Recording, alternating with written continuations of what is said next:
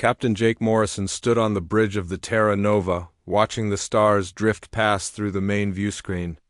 The ship was small compared to the massive vessels the aliens used, but it was home.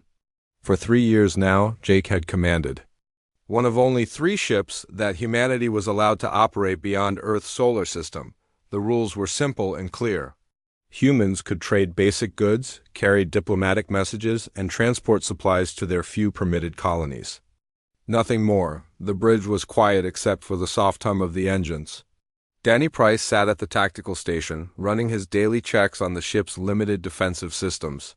The weapons were barely enough to fight off pirates, nothing like the powerful guns that alien warships carried. Katie Wells worked at the engineering console, monitoring the hybrid engines that mixed human innovation with alien technology.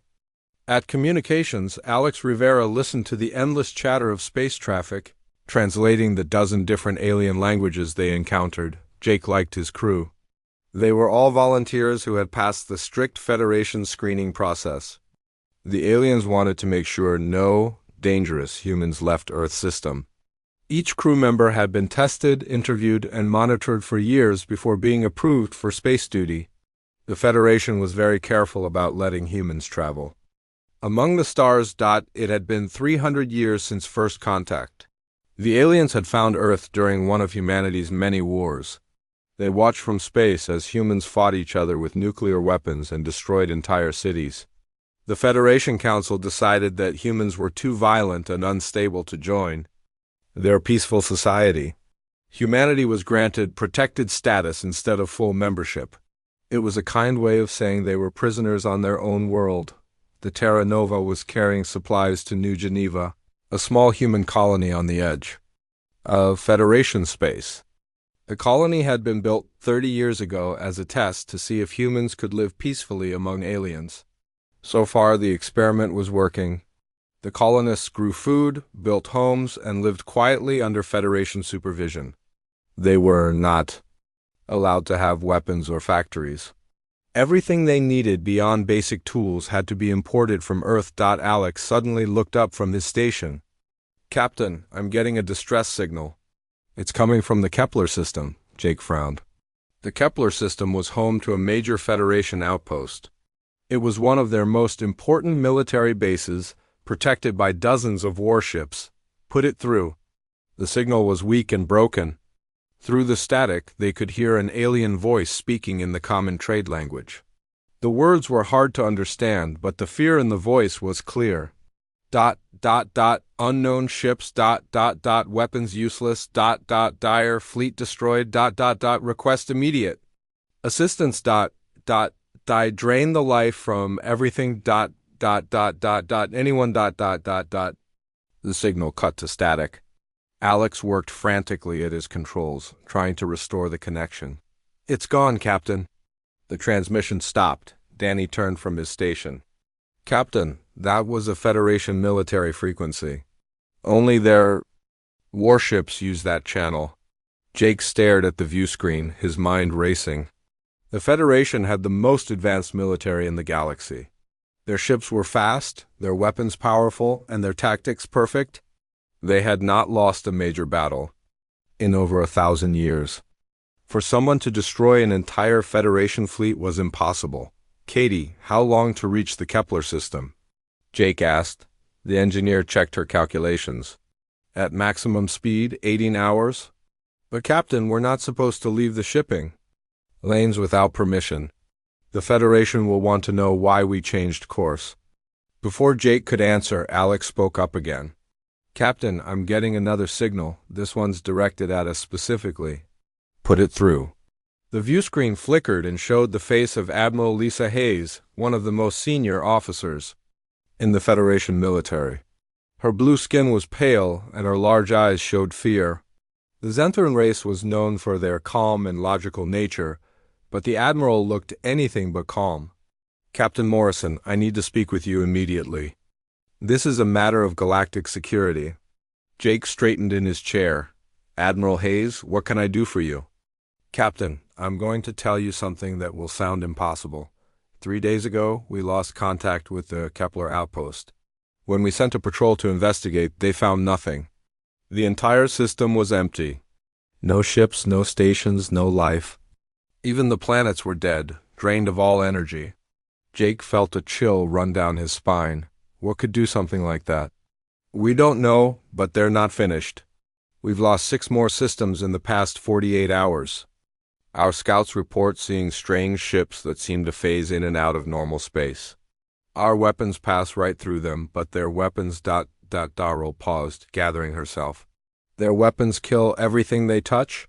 They don't just destroy ships or buildings. They drain the life force from entire worlds. I'm sorry for your losses, Admiral, but I don't understand why you're telling me this. Humans aren't part of the Federation military. We're not even allowed to have real weapons. Admiral Hayes was quiet for a long moment. When she spoke again, her voice was barely above a whisper. Captain, the Federation Council met in emergency session 6 hours ago. For the first time in 3 centuries, they voted to lift the restrictions on humanity. We need your help. Jake couldn't believe what he was hearing. You want humans to fight in this war? Captain, we've tried everything. Our best ships, our most advanced weapons, our greatest tactical minds. Nothing works against these invaders. They call themselves the Void Collective, and they're unlike anything we've ever faced. We need someone who thinks differently, who fights differently. We need someone who isn't afraid to break the rules. Danny leaned forward in his seat. Admiral, with respect, humans have been out of the war business for 300 years. We don't have warships or trained soldiers. We have cargo ships and farmers. The Admiral's expression grew grim. We know about your history, Captain Price. We know what humans are capable of when they're pushed to fight. The Federation has kept detailed records of every human conflict. We've studied your tactics, your innovations, your ability to adapt under pressure. We're hoping that those instincts are still there. Jake looked around his bridge at his crew. They were all staring at him, waiting for his decision. For 3 centuries, humanity had been the galaxy's children, protected and controlled by their alien guardians. Now suddenly they were being asked to become its defenders. What exactly are you asking us to do, Admiral? Come to Federation headquarters immediately. Bring your crew and any other humans you trust. We're going to give you access to our technology, our shipyards, and our weapons. We're going to help you build a fleet and train an army. And then we're going to send you to fight an enemy that our best forces can't even touch. Jake was quiet for a long moment. Finally, he spoke. Admiral, I'll need to contact Earth and get permission from our government. Captain, I've already spoken with your leaders. They've agreed to full cooperation. Humanity is no longer under protection status. You're free to build, to fight, and to die as you choose. The question is, will you choose to help us? Jake looked at his crew one more time. Danny nodded slowly. Katie gave him a thumbs up. Alex just smiled. They were ready. Admiral Hayes set course for Federation headquarters. The Terra Nova is on its way. As the transmission ended, Jake felt the weight of history settling on his shoulders. Humanity was about to return to war, and he had no idea what they might become in the process. 3 weeks after arriving at Federation headquarters, Jake Morrison barely recognized the busy shipyards that stretched across the asteroid belt. What had once been quiet construction docks were now filled with the sound of cutting tools and welding equipment. Human workers moved between the alien engineers, their voices loud and excited as they discussed new ideas and impossible designs. Dr. Ryan Clark stood in the main engineering bay, surrounded by holographic displays showing ship blueprints. The young scientist had been pulled from a research station on Mars and given access to the Federation's most advanced technology databases. What he had done with that information amazed and worried the alien observers. The problem with Federation. Ship design, Ryan explained to a group of Zenthran engineers. Is that you think too much about protection and not enough about speed? Your ships are built like flying fortresses, but they move like floating rocks. The lead Zenthran engineer, a tall blue-skinned female named Coordinator Velks, gestured at the human designs floating in the air. These ships you propose are too Small, they cannot carry enough weapons or shields to survive a major battle. Ryan grinned and pointed to a sleek design that looked more like a fighter than a warship. That's the point. Your ships try to take every hit and survive. Our ships don't plan to get hit at all. Jake watched the discussion from the observation deck above.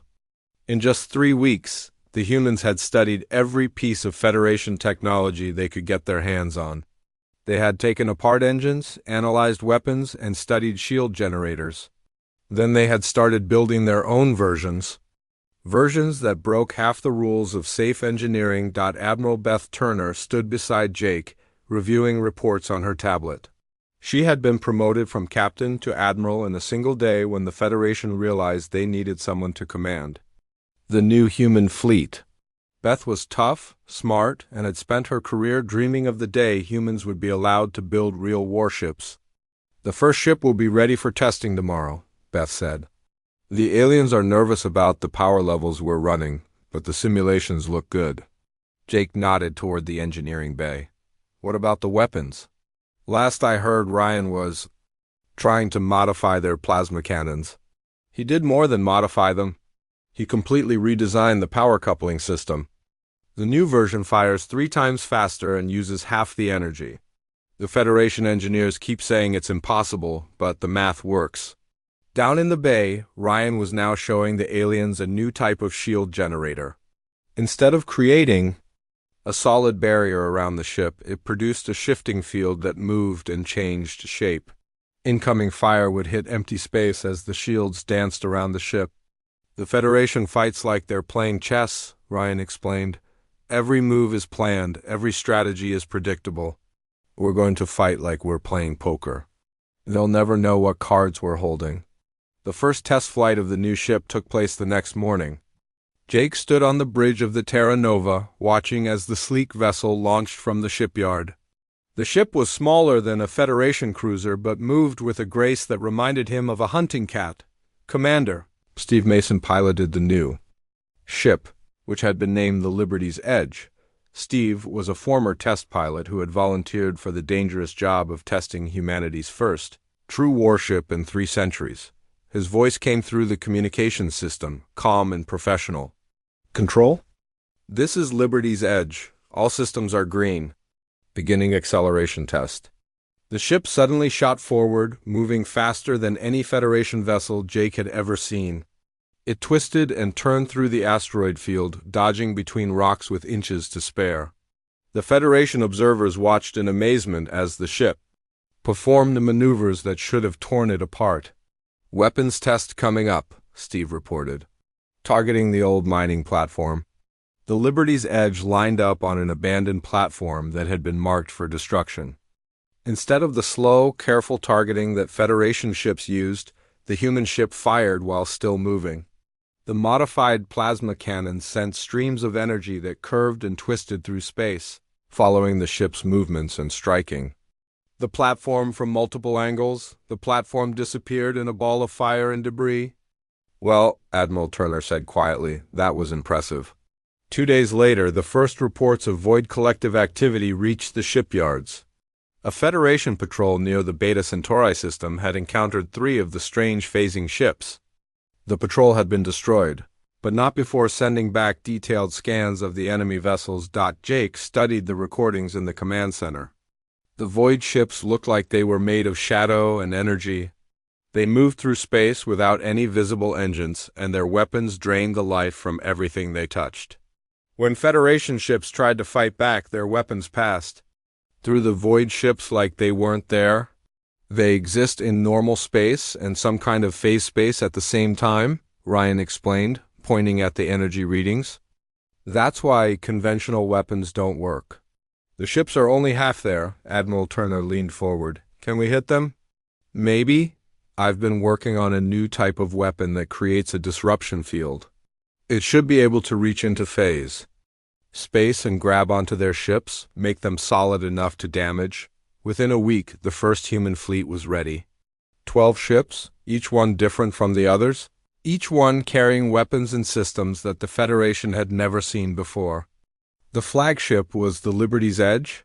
Now armed with the new phase disruptors and crewed by volunteers from Earth's best pilots and engineers, Commander Mason stood on his bridge, looking at the star charts that showed Void Collective movements. The enemy was moving toward the Federation's core systems, destroying everything in their path. Someone had to stop them. "All ships, this is Liberty's Edge," Steve said into his communications system. "Form up and prepare for jump. We're going to show these void creatures what happens when they threaten our new friends." The human fleet jumped into hyperspace, heading for Beta Centauri. Jake watched them go from the observation deck, knowing that everything would change in the next few hours. Either humanity would prove they deserved their place among the stars, or they would join the growing list of species that had fallen to the Void Collective. The battle at Beta Centauri lasted only 20 minutes.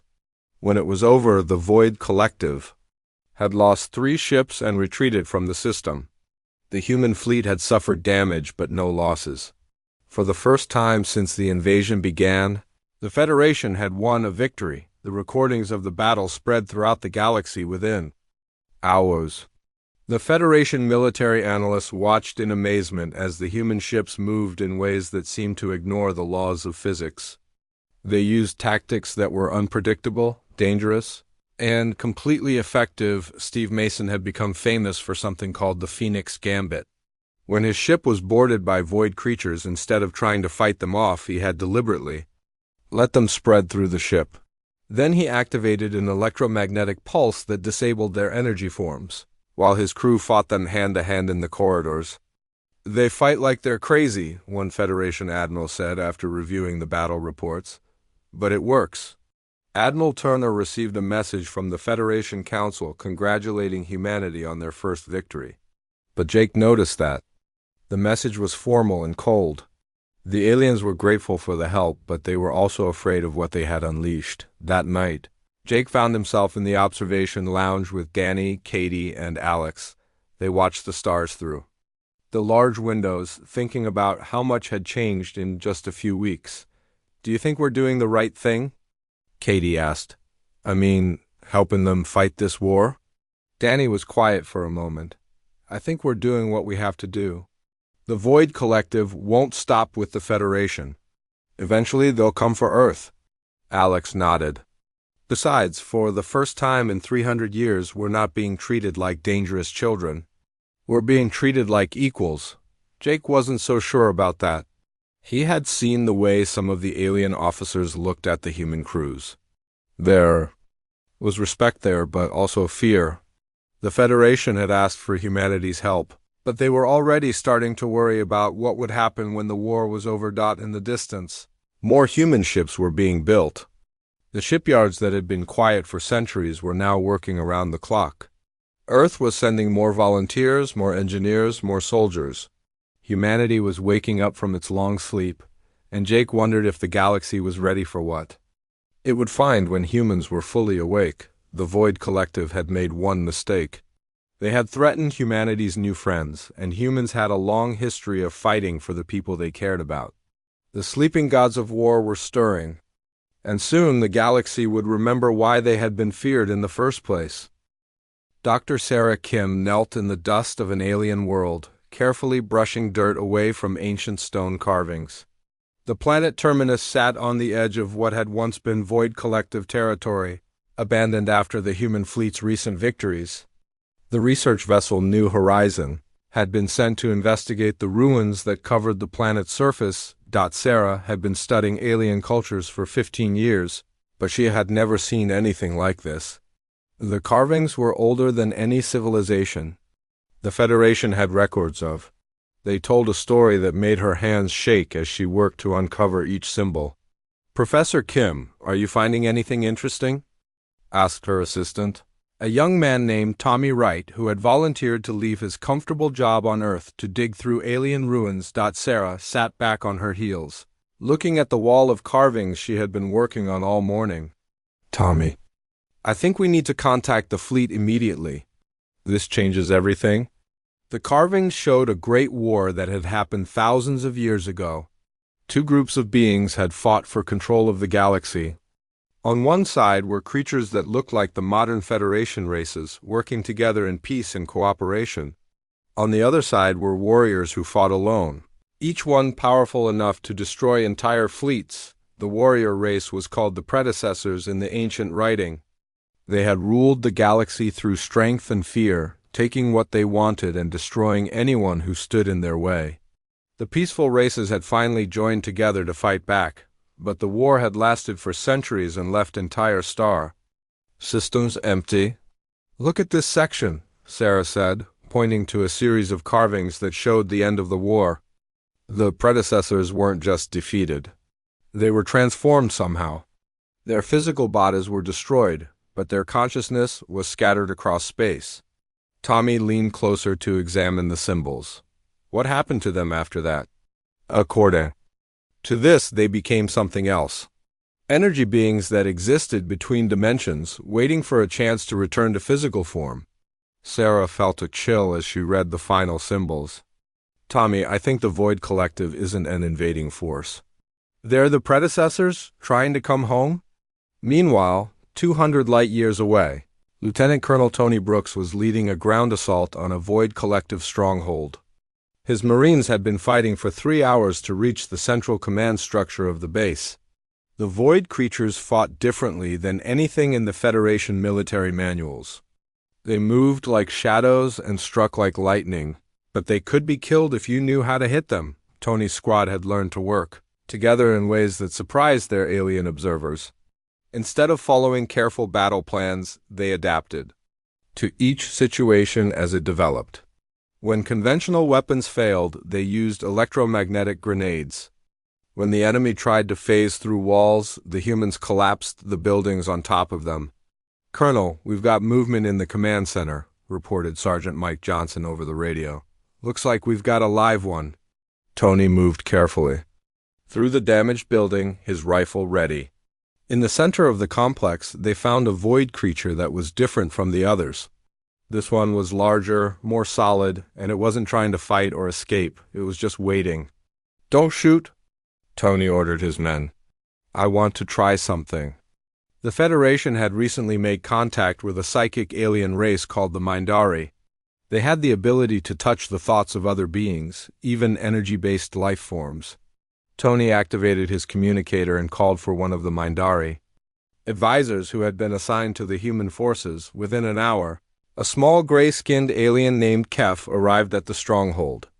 The Mindari moved slowly, their large eyes reflecting the light from the human flashlights.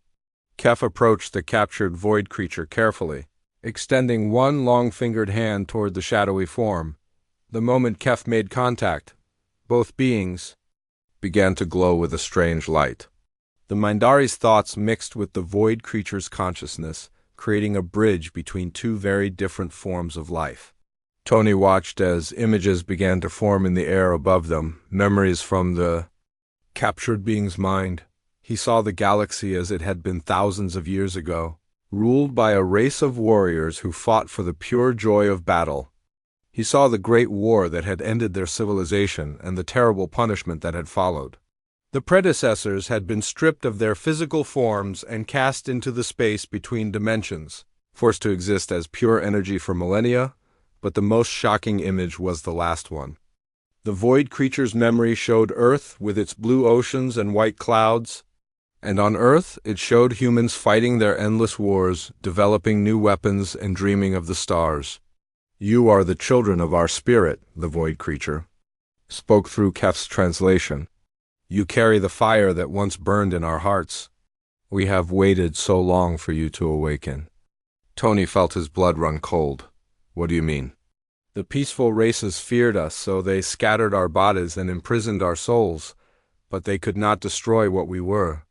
That essence, that need to fight and conquer it found a new home. It grew in the warriors of Earth, waiting for the day when you would be ready to reclaim our legacy." The images showed more of human history, but from the void creature's perspective. Every human war, every battle, every moment of conflict had been guided by the scattered consciousness of the predecessors. Humanity had not developed their fighting skills naturally. They had been shaped by the ghosts of an ancient warrior race. "We do not wish to destroy you, the creature continued. We wish to join with you. Together we can restore the galaxy to its proper order. The strong will rule, and the weak will serve. It is the natural way. Tony stepped back, his mind reeling.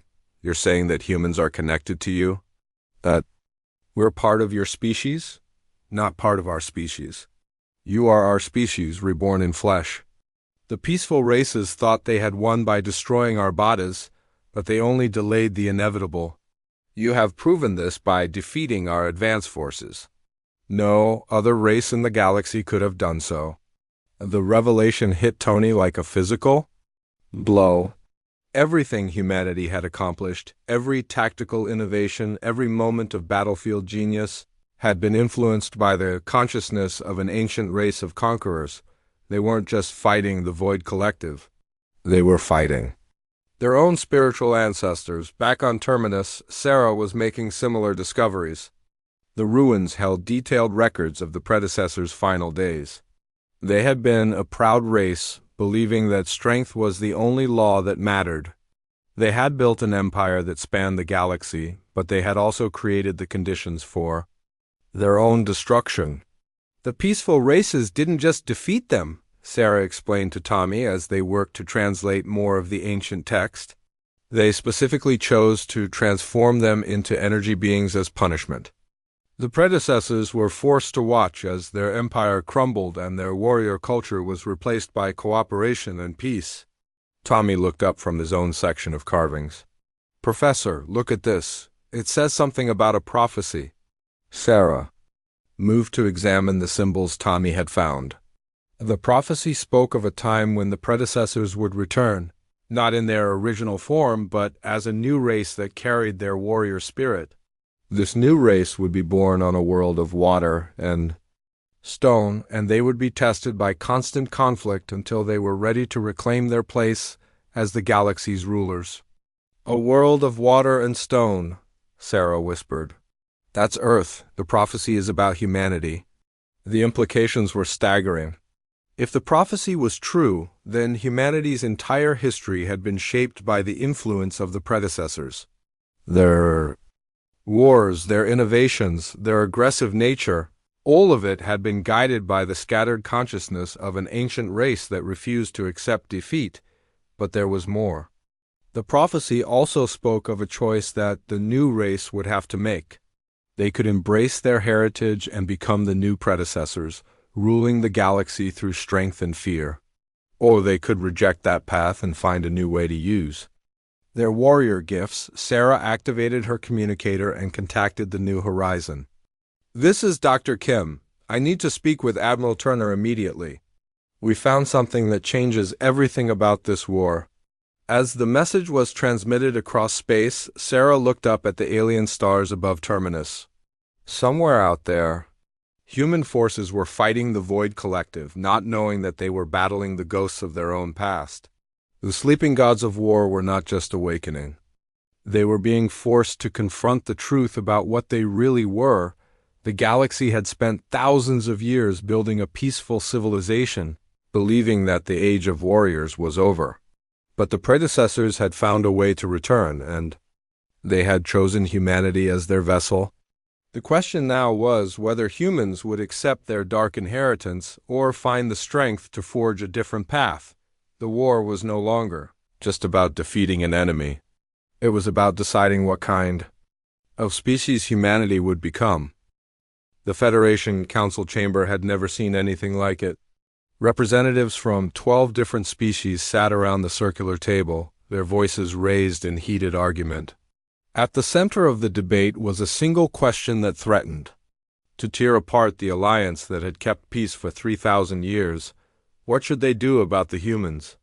Senator Maria Santos sat in the human observer chair, watching the alien leaders argue about her species like they were discussing a dangerous animal. The Xanthorine representative was speaking, his blue skin darker than usual with stress. The humans have become too powerful too quickly, he said, his voice carrying the weight of centuries of diplomatic experience. In less than 2 months, they have built a fleet that rivals our own. Their weapons are more advanced than anything we have developed in 500 years. They are becoming a threat to the balance of power. The Manthari delegate, a tall insect-like being with compound eyes, clicked her mandibles in agreement. Their methods are barbaric.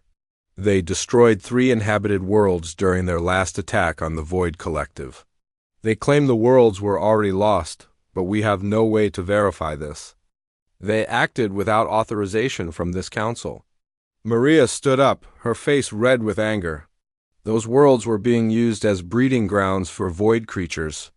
Admiral Turner saved millions of lives by stopping the enemy before they could launch their next attack.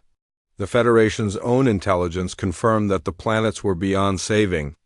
The Vorthic representative, a being that looked like a walking tree, spoke in a voice like rustling leaves. The intelligence was not certain. The humans chose to act on assumptions. This is exactly the kind of reckless behavior that led to their confinement in the first place. Maria looked around the chamber at faces that showed fear, distrust, and barely hidden hostility. 6 weeks ago, these same beings had begged for human help. Now they were treating humanity like a disease that had gotten out of control. "Let me remind this council," Maria said, her voice carrying across the chamber, "that the Federation called for our help when your own forces were failing. We answered that call. We have lost ships and crew members fighting your war. And now you want to put us back in our cage because we fight too well?" The Zenthran stood up, his official robes rustling. "Senator Santos, please understand our position. We are grateful for human assistance, but we cannot ignore the implications of your people's actions. Your military has grown from nothing to a major force in less than 2 months. Your tactics are unpredictable and often brutal. Your commanders ignore direct orders when they disagree with them." What the Zenthran was referring to was the Battle of Crimson Tide, where Admiral Turner had launched a preemptive strike against a major Void Collective staging area. The Federation had ordered her to wait for reinforcements, but Turner had moved immediately when her scouts reported that the enemy was preparing to attack 3 Federation colony worlds. The attack had been a complete success. The Void base was destroyed, and the planned assault on the colonies was stopped. But the method Turner had used shocked the Federation observers. Instead of trying to capture the base, she had simply annihilated it and everything around it. 3 planets that had been infected by void creatures were turned into radioactive waste. "Admiral Turner saved 3 Federation worlds," Maria said. "The cost was 3 dead worlds that were already lost.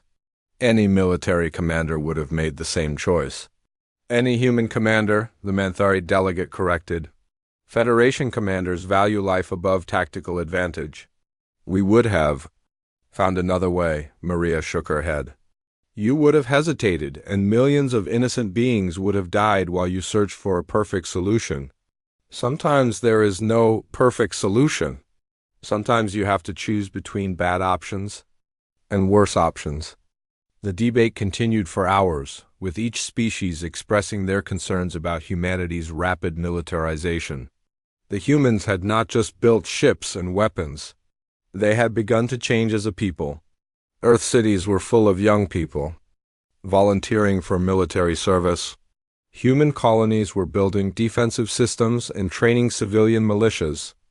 The peaceful trading posts that had existed for decades were being converted into military supply bases. Captain Jake Morrison received news of the council debate while he was orbiting a Federation outpost near the front lines. His ship, the Terra Nova, had been refitted with new weapons and shields, but he still commanded one of the smallest ships in the human fleet. He was no longer just a cargo captain.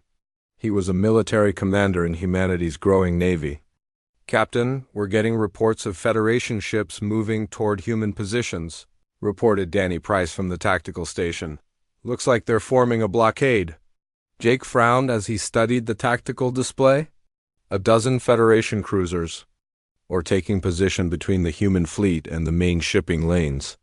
It wasn't an attack formation, but it was definitely a warning. "Katie, get me a channel to Admiral Turner," Jake ordered. Admiral Turner's face appeared on the main screen, and Jake could see the stress in her eyes. The past 2 months had aged her 10 years. The responsibility of commanding humanity's first real military force was wearing on her. "Jake, I assume you've heard about the council meeting," Turner said without preamble. "Yes, Admiral. Are we looking at a confrontation with Federation forces? I hope not, but we need to be prepared. The Federation is scared of what we've become, and scared people make bad decisions.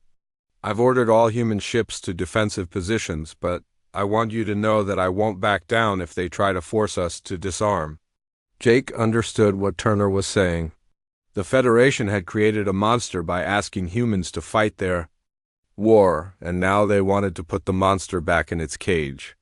But humanity had tasted freedom and power, and they weren't going to give it up easily. The crisis came to a head when the Federation sent Captain Jake Morrison's old friend, Commander Lisa Park, to deliver an ultimatum. Lisa had been promoted to commander of the Federation cruiser Harmony, and she arrived at the human fleet's position with orders to escort Admiral Turner back to Federation headquarters for questioning about war crimes. Jake met with Lisa in the conference room of the Terra Nova. She looked uncomfortable in her new Federation uniform, and Jake could see the conflict in her eyes. "They're making a mistake, Jake," Lisa said quietly. "The Admiralty is panicking.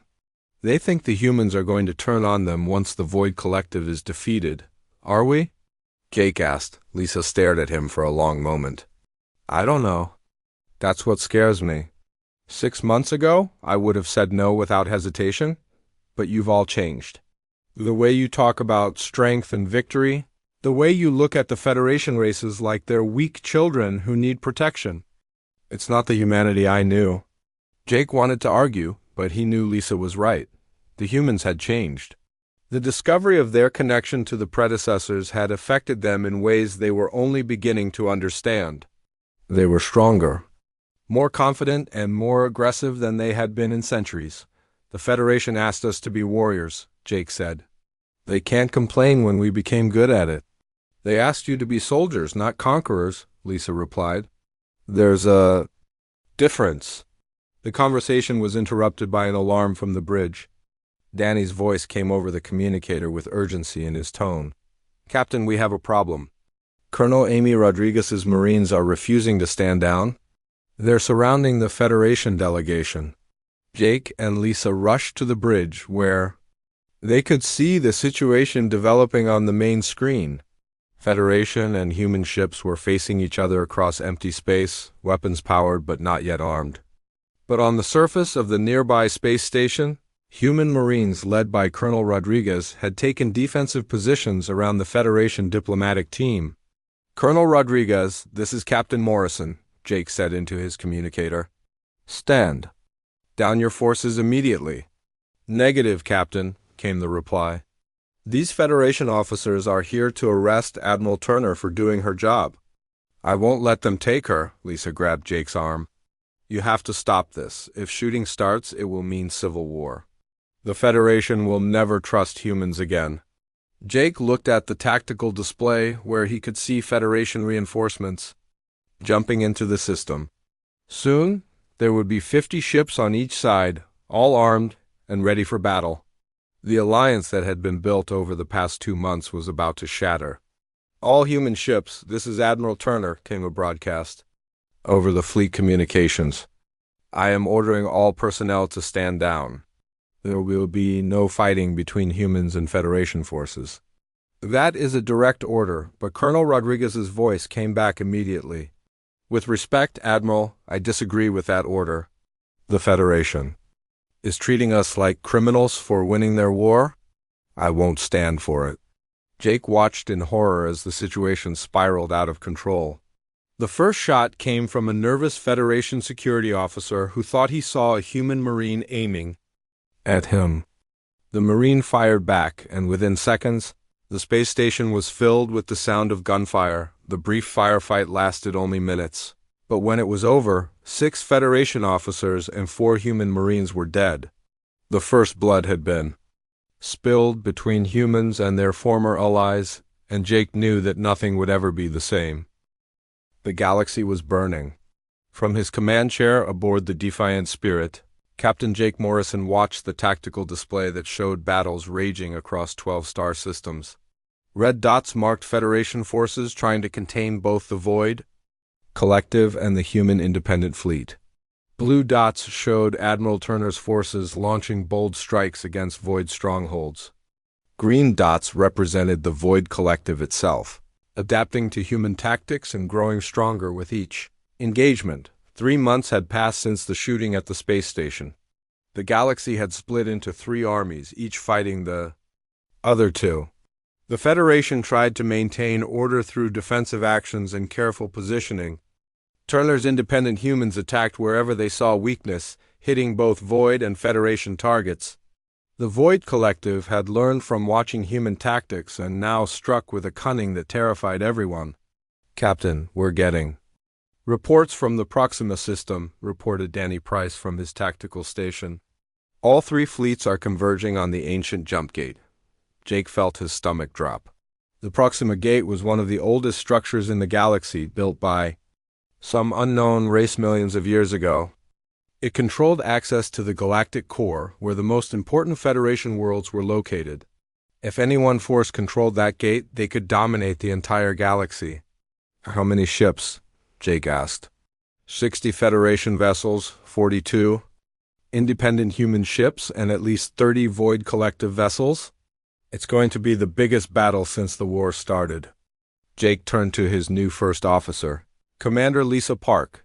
After the breakdown of the Alliance, Lisa had resigned from the Federation military and joined Jake's crew.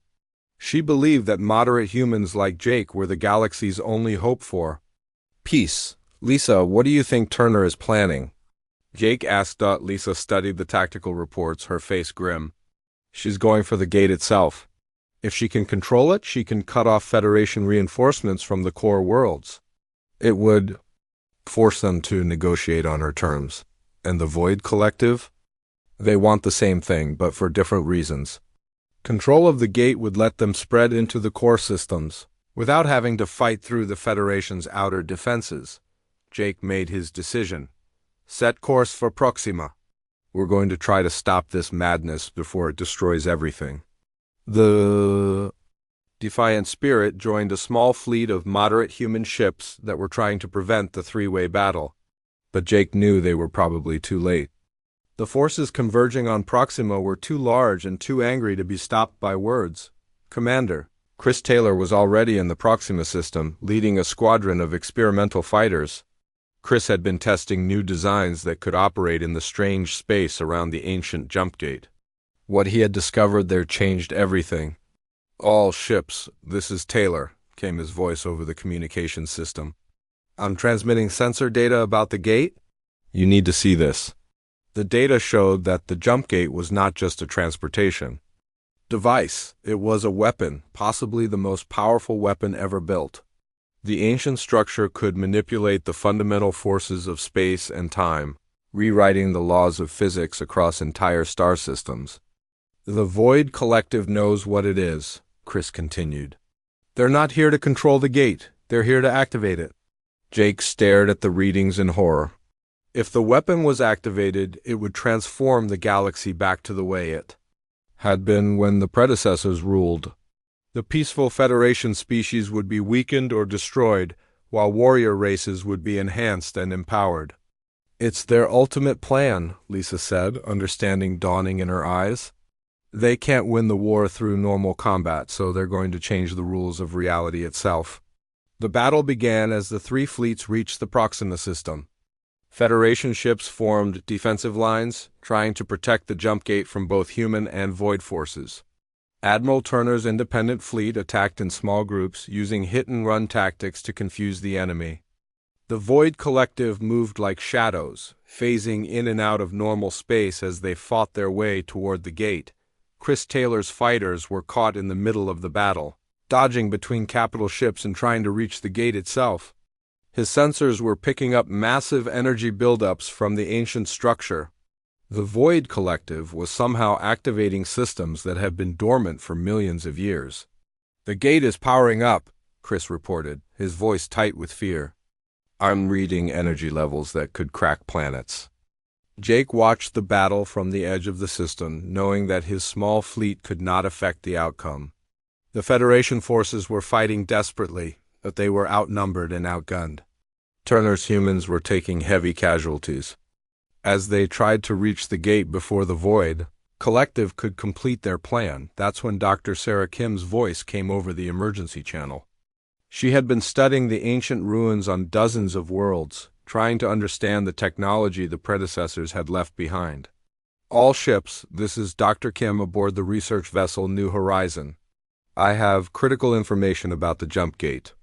Weapon, we can stop it, but someone has to make a terrible choice. Sarah's data showed that the weapon could be turned against the Void Collective, but only if a human consciousness merged with the ancient systems.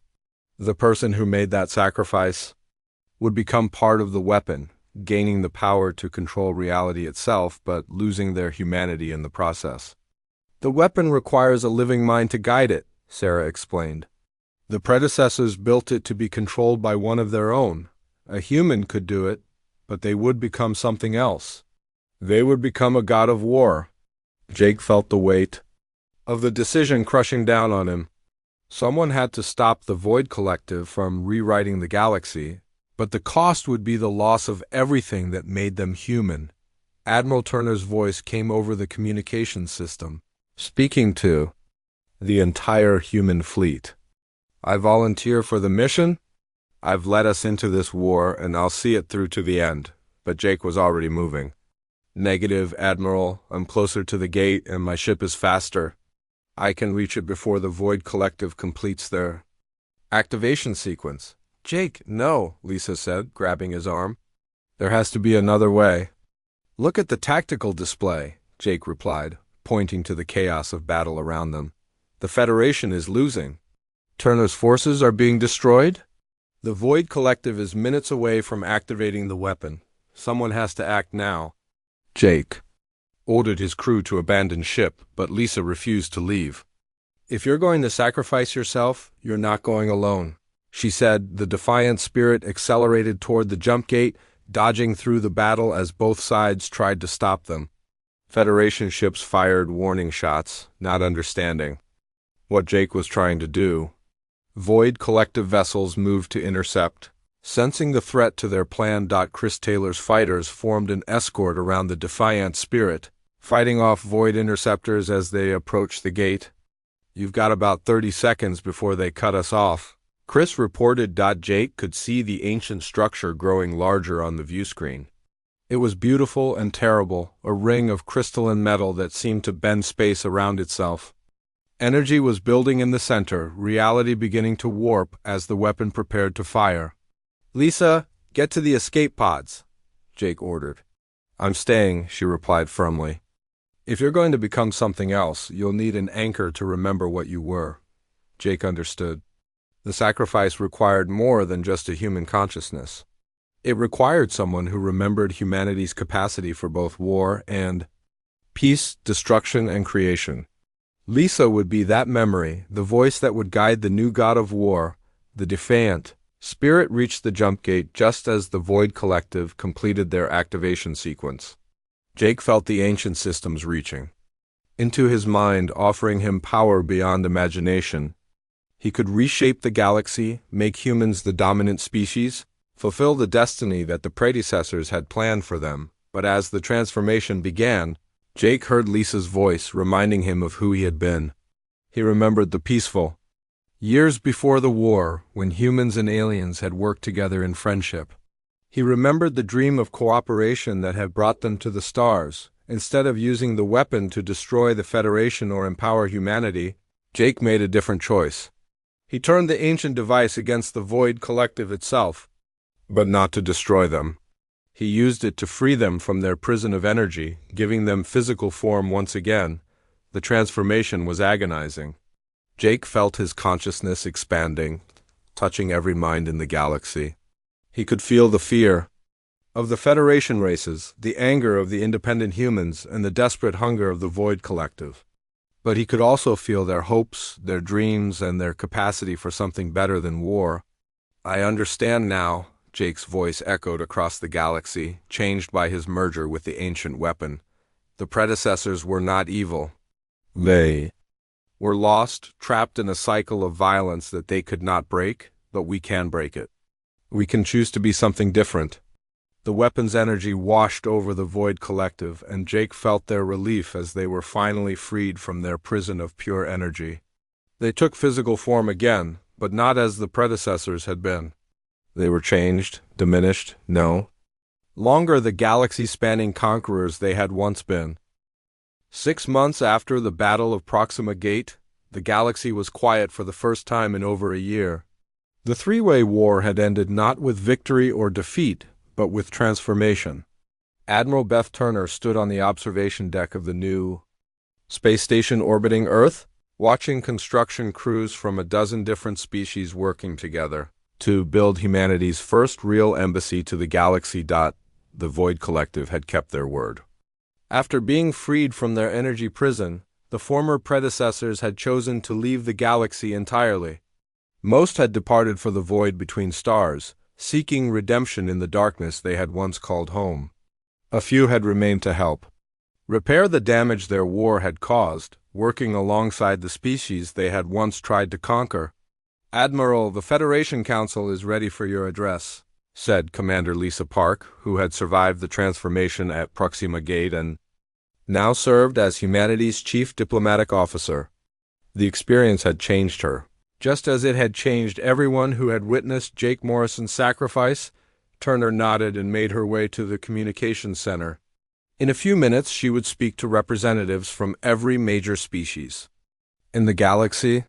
The subject would be the formation of the new Galactic Alliance, a democratic union that would replace the old Federation's benevolent dictatorship. The old Federation had been built on the idea that some species were more advanced than others, that peace could only be maintained through careful control and gentle guidance. The new alliance would be based on the principle that every species had something valuable to contribute, even if that contribution was the ability to fight when fighting was necessary. "Are you ready for this?" Lisa asked as Turner reviewed her notes. "I'm not sure anyone could be ready for this," Turner replied. 6 months ago, we were fighting a war that nearly destroyed the galaxy. Now we're trying to build a government that has never existed before. The transformation had not been easy for any of the species involved. The Federation races had been forced to accept that their peaceful philosophy was not always enough. Sometimes strength was needed to protect the innocent. The humans had learned that strength without wisdom was just another form of destruction. Turner activated the communication system and found herself looking at a screen filled with alien faces. There was Admiral Hayes of the Zenthran Empire, her blue skin showing the stress of the past months. There was Coordinator Velks, the engineer who had worked with Dr. Ryan Clark to develop the new ship designs. There were representatives from species that had been enemies just months before. "Members of the Provisional Council," Turner began, "we gather today to discuss the formation of the Galactic Alliance. This new government will be different from anything we have known before. It will be based on cooperation, not control. It will recognize that diversity is strength, not weakness." The response was mixed. Some species were enthusiastic about the new arrangements. Others were still suspicious of human intentions. The Manthari delegate spoke first, her compound eyes reflecting the light from the communications screen. "Admiral Turner, the Manthari Republic appreciates humanity's role in ending the war, but we remain concerned about the militarization of your species. Your people have built more warships in the past year than some species build in a century." Turner had expected this question. "The ships we have built will become the foundation of the Alliance Defense Force. They will be crewed by personnel from all member species and commanded by officers chosen for their skill, not their species. The days of any one race controlling the galaxy's military are over." This was the new model that Jake Morrison had shown them during his brief time as a god of war.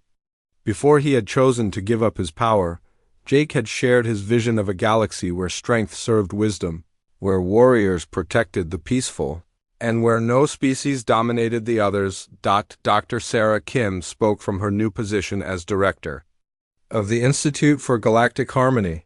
The archaeological evidence is clear. Every great galactic civilization has fallen because they could not balance strength with compassion. The predecessors were too focused on conquest. The Federation was too focused on control. The Alliance must find a middle path. The discussion continued for hours, covering everything from trade agreements to military protocols. But the most important moment came when a new voice joined the conversation. It was Jake Morrison, speaking through the quantum communications network he had become part of when he merged with the ancient weapon.